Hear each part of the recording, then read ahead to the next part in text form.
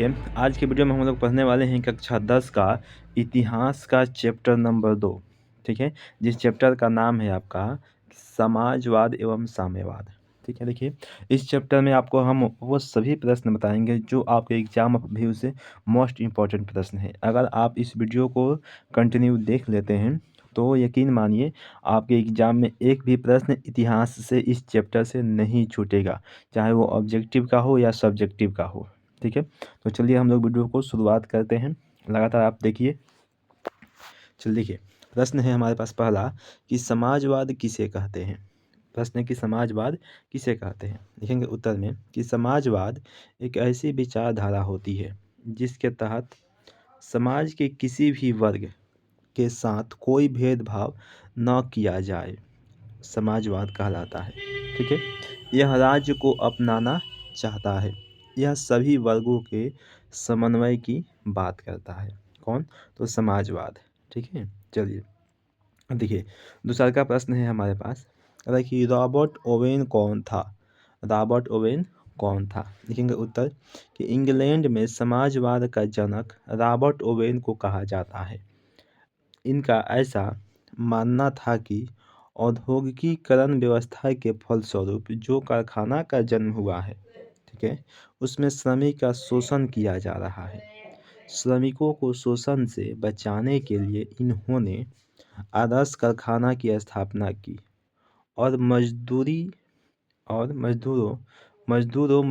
मजदूरी के हित में सोचा, यानी कि मजदूरों के हित में सोचा और काम किया। यहाँ होगा मजदूरों। ठीक है, मजदूरों के हित में सोचा और काम किया। ठीक है, चलिए आते हैं अगला प्रश्न हमको 3 नंबर। देखिए चलिए देखिए 3वां प्रश्न है कि रॉबर्ट ओवेन द्वारा मजदूरों के हित में किए गए काम को लिखे। ठीक है, यानी कौन कौन से काम रॉबर्ट ओवेन द्वारा मजदूरों के लिए किया, मजदूरों के हित में किया गया है, मजदूरों के लिए किया गया है। लिखेंगे उत्तर में पहला काम होगा कि मजदूरों के मजदूरी को बढ़ा दिया।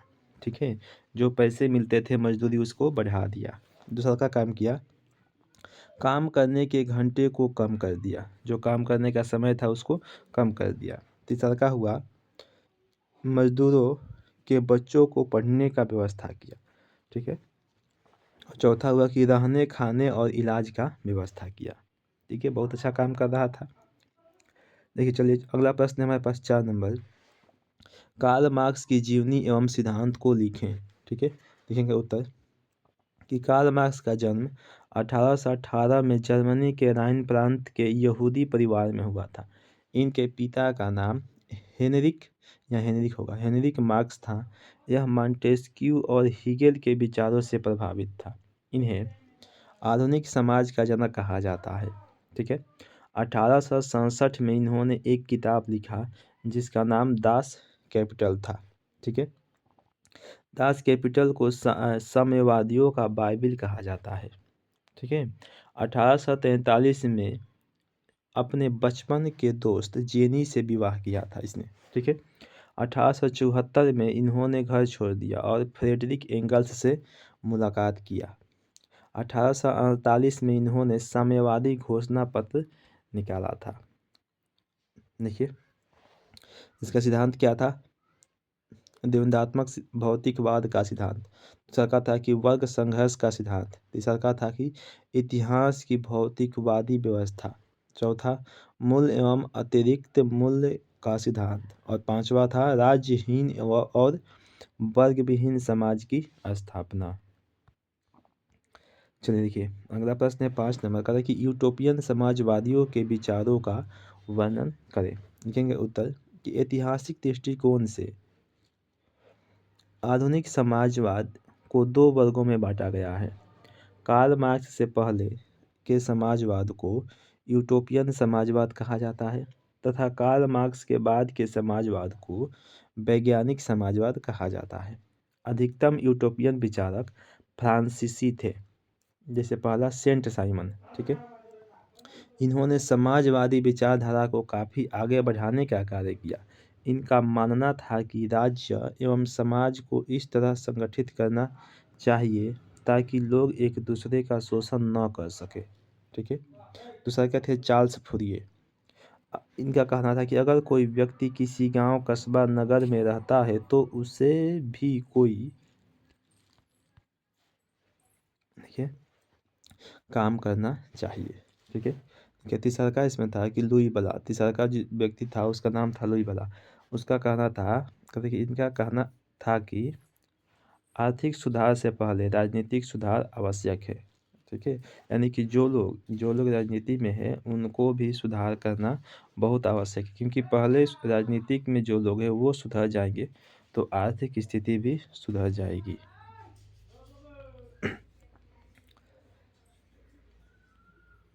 लिखिए, अगला प्रश्न हमारे पास है 6 नंबर। प्रश्न ये कहता है कि पूंजीवाद क्या है। ठीक है। यह प्रश्न आपके एग्जाम में जब भी पूछेगा 2 नंबर का पूछेगा। ठीक है। 2 नंबर से एक्स्ट्रा इसको नहीं पूछ सकता है, सिर्फ 2 नंबर का ही पूछेगा। बताइए कि एक प्रकार यह हम्म, यह एक प्रकार की राजनीतिक एवं आर्थिक संस्था होती है। यहाँ पर एक छूट गया। ठीक है।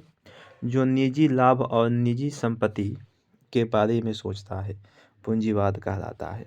ठीक है। इसमें उत्पादन के साधनों पर सरकार का अधिकार नहीं होता है, बल्कि कोई निजी संस्था का अधिकार होता है। उसे ही पूंजीवाद कहा गया है। चलिए देखिए, अगला प्रश्न आ गया हमारे पास 7 नंबर का कि उपनिवेशवाद क्या है। लिखेंगे उत्तर कि जब कोई शक्तिशाली देश किसी कमजोर देश के ऊपर अपना शासन और नियंत्रण स्थापित कर लेता है उसे उपनिवेशवाद कहते हैं। और उपनिवेश स्थापित करने की प्रक्रिया को उपनिवेशवाद कहा जाता है।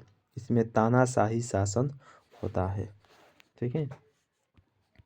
चलिए अगला प्रश्न है हमारे पास 8 नंबर कि खूनी रविवार से आप क्या समझते हैं।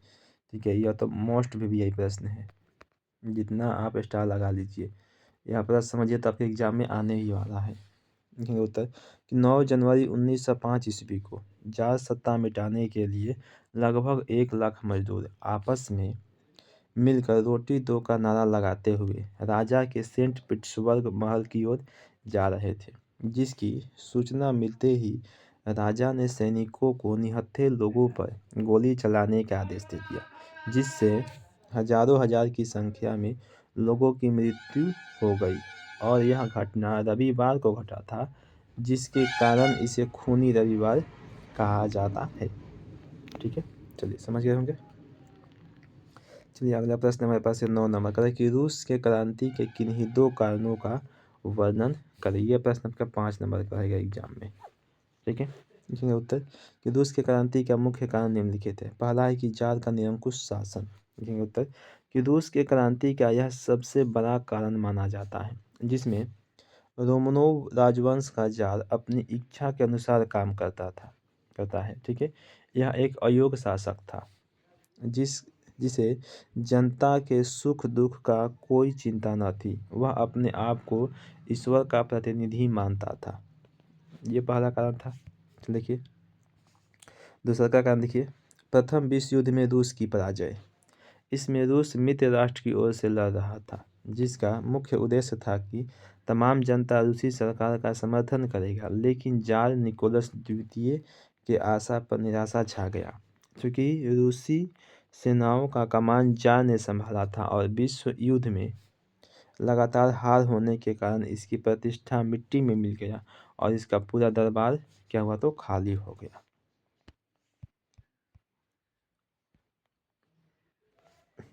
देखिए अगला प्रश्न हमारे पास है 10 नंबर का कि रूसी क्रांति के प्रभाव की विवेचना करें। लिखेंगे उत्तर कि बुल्शेवी क्रांति ने पूरे रूस के क्षेत्र में विकास का परचम लहराने का कार्य किया। इन्होंने जारशाही सत्ता को मिटाकर समाजवादी गणतंत्र की स्थापना की तथा सत्ता की बागडोर किसानों एवं मजदूरों के हाथों में सौंप दिया। सदियों से चली आ रही रूस में स्वेच्छाचारी शासन का अंत कर दिया तथा जार और जरीना की हत्या कर समाजवादी गणतंत्र की स्थापना किया। देखिए अगला प्रश्न हमारे पास 11 नंबर का कि रूस की क्रांति के परिणामों को लिखें। क्या परिणाम हुए। लिखेंगे कि रूस के क्रांति के निम्नलिखित परिणाम हुए। पहला हुआ कि रूस में स्वेच्छाचारी शासन का अंत हो गया। दूसरा का हुआ कि ल्यूनोव का नेतृत्व हुआ। तीसरा हुआ कि विश्व 2 खेमों में बंट गया। और चौथा हुआ कि किसानों एवं मजदूरों की स्थिति में सुधार हुआ। और पांचवा हुआ कि संविधान का रचना किया गया। चलिए अब देखिए 12 नंबर प्रश्न है 12 नंबर का कि लेनिन कौन था। लेनिन कौन था? लिखेंगे इसका उत्तर। लेनिन लेनिन बोल्शेविक दलों का सबसे बड़ा नेता था। बचपन से ही लेनिन का झुकाव साम्यवाद की तरफ था। यह जारशाही के विरुद्ध थे, जिसका सबसे बड़ा कारण इसके बड़े भाई की एक जार की हत्या के इल्जाम में गोली मारकर हत्या कर देना था। 1905 ईस्वी की क्रांति में भी लेनिन का बहुत बड़ा योगदान था। लेकिन खूनी रविवार की घटना के बाद यह भागकर स्विट्जरलैंड चला गया, लेकिन पुनः 1917 में वापस लौटकर केरेंस्की की सरकार को हटाया और खुद गरीबों का मसीहा बन गया और ट्राटस्की को अपना युद्ध मंत्री बना दिया।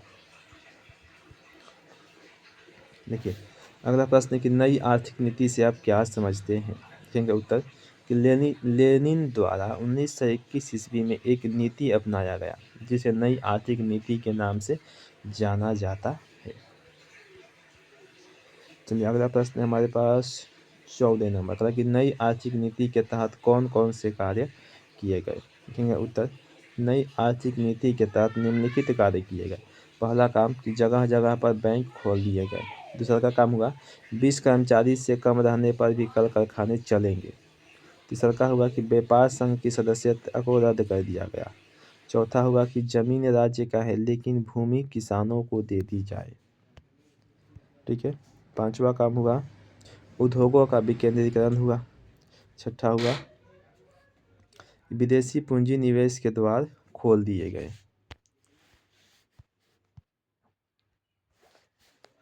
चलिए देखिए अगला प्रश्न हमारे पास 15 नंबर कला की क्रांति से पहले रूस की किसानों की स्थिति कैसी थी। तो लिखिए उत्तर लिखेंगे कि क्रांति से पहले रूस की किसानों की स्थिति बहुत ही दयनीय थी, क्योंकि वे अपने खेतों में पुराने तकनीक से खेती किया करते थे, जिससे फसल का पैदावार बहुत कम होता था। साथ ही साथ शासक के द्वारा किसानों पर अलग से जो है टैक्स लगा दिया गया था। ठीक है। चलिए देखिए अगला प्रश्न है हमारे पास 16 नंबर का कि शीत युद्ध से आप क्या समझते हैं। कि शीत युद्ध से आप क्या समझते हैं। लिखेंगे उत्तर कि वैसा युद्ध जिसमें किसी भी प्रकार का अस्त्र शस्त्र का प्रयोग नहीं किया जाता है, केवल बातों बात होता है, उसे शीत युद्ध कहते हैं। इसे वाक युद्ध भी कहा जाता है। यह युद्ध रूस और अमेरिका के बीच हुआ था या फिर लड़ा गया था। चल देखिए अगला प्रश्न है हमारे पास 17 नंबर कि रूसीकरण की नीति क्रांति हेतु कहाँ तक उत्तरदायी थी। लिखेंगे उत्तर कि सोवियत रूस विभिन्न राष्ट्रीयताओं का देश था, जहाँ अनेक संप्रदाय के लोग रहते थे तथा इनका रीति रिवाज भी अलग अलग था। परंतु रूस के अल्पसंख्यक समूह जार निकोलस द्वितीय द्वारा जारी की गई रूसीकरण की नीति से परेशान था। इसके अनुसार सम्राट जार ने देश के सभी लोगों पर रूसी भाषा, शिक्षा और संस्कृति थोपने का प्रयास किया था। इससे वहाँ के अल्पसंख्यकों में हलचल मच गई थी तथा रूसी राजतंत्र के प्रति उनका आक्रोश बढ़ता ही जा रहा था।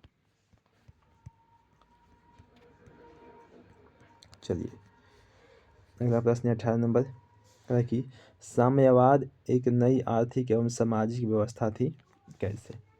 लिखेंगे उत्तर कि साम्यवाद एक नई आर्थिक और सामाजिक व्यवस्था थी। इसके निम्नलिखित कारण थे। देखिए पहला कारण है कि यह एक ऐसी समाज की परिकल्पना करती है जहां व्यक्ति में कोई भेद न हो। ठीक है। दूसरा का है कि इसका उद्देश्य था संघर्ष और क्रांति के द्वारा समाज में समानता लाना। और तीसरा का था कि न्याय से कोई वंचित नहीं रहेगा और मानवता एकमात्र जाति होगी। चौथा था कि यह ऐतिहासिक और आर्थिक वर्चस्व में निजी प्रतिमान ध्वस्त कर पूंजी और उत्पाद के साधनों पर समाज का स्वामित्व पर जोर देता है। चलिए अगला प्रश्न नंबर 19 नंबर, अक्टूबर क्रांति क्या है? लिखेंगे उत्तर। 7 नवंबर 1917 ईस्वी को, ठीक है, बोल्शेविकों ने लेनिन के नेतृत्व में पेट्रोग्राद के रेलवे स्टेशन, बैंक, डाकघर, टेलीफोन केंद्र, कचहरी और अन्य सरकारी भवनों पर अधिकार कर लिया। ठीक है, करेस्की रूस छोड़कर भाग गया। इसे ही रूस की अक्टूबर क्रांति के नाम से जानते हैं। चलिए लास्ट प्रश्न हमारे पास है 20 नंबर, नई आर्थिक नीति मार्क्सवादी सिद्धांतों के समझौते हैं कैसे? लिखेंगे उत्तर। लास्ट है प्रश्न कि साम्यवादी व्यवस्था में व्यक्तिगत संपत्ति की अवधारणा नहीं थी, परंतु लेनिन तत्कालीन परिस्थितियों को ध्यान में रखते हुए किसानों को जमीन का स्वामित्व दिया। व्यक्तिगत स्वामित्व में उद्योग चलाने का भी अधिकार भी नई आर्थिक नीति में दिया गया था। स्पष्टतः यह नीति मार्क्सवादी के साथ समझौता थी। ठीक है, चलिए देखिए आज की इस वीडियो में आप लोगों का चैप्टर नंबर 2 जो है वो समाप्त हो गया। अगले वीडियो में हम लोग चैप्टर नंबर 3 पढ़ेंगे जिसका नाम है हिंद चीन में राष्ट्रवादी आंदोलन। ठीक है, चैप्टर 2 में आपका बस इतना ही प्रश्न था, 20 को प्रश्न था और इसी प्रश्न से आपके एग्जाम में आने वाले हैं, इससे बाहर कोई प्रश्न नहीं आएगा। ठीक है, चलिए।